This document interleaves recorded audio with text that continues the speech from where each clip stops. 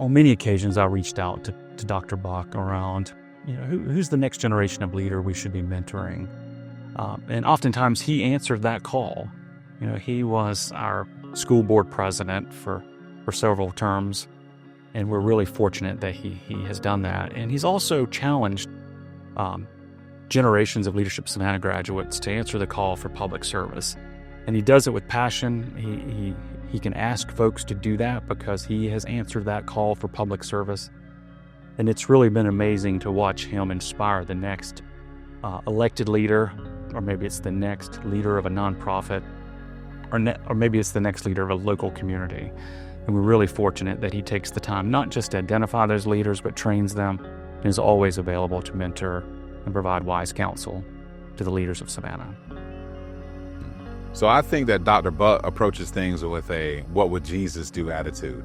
I could think of an example serving on the Leadership Savannah board where we were discussing the curriculum for the upcoming class and things that we needed to cover. And there were a few touchy subjects, and Dr. Buck was very adamant about us delving into these touchy subjects, not because he was afraid of what the outcome would be. It was because this is what our community is facing. And if we're going to be preparing leaders, we need them to know everything. And so I really appreciated that, because sometimes it's easy to assume that folks get into these rooms and just ignore some of the challenges that we face.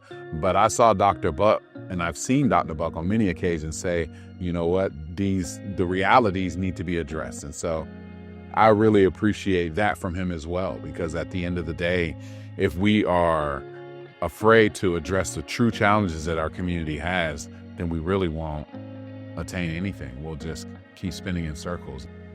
There was a time during the 80s when I was going to drop out of Armstrong and try to work full-time in the police department here, because I was qualified, because I was short on cash. I was sending some money home to help out the family, and Joe Buck caught wind of it, and he would have nothing of it. And so as a result, he found some scholarship dollars from a local civic organization that was need-based.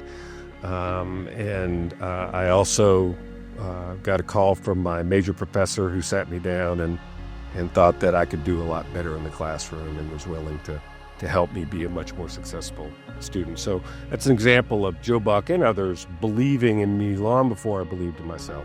And Joe replicated, and it wasn't unique to me. His impact on thousands and thousands of students over his career is evident by many of the leaders that are in this community and communities throughout the country, frankly.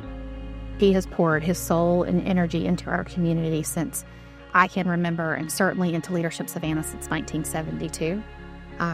He epitomizes everything that we would want our historic program to be.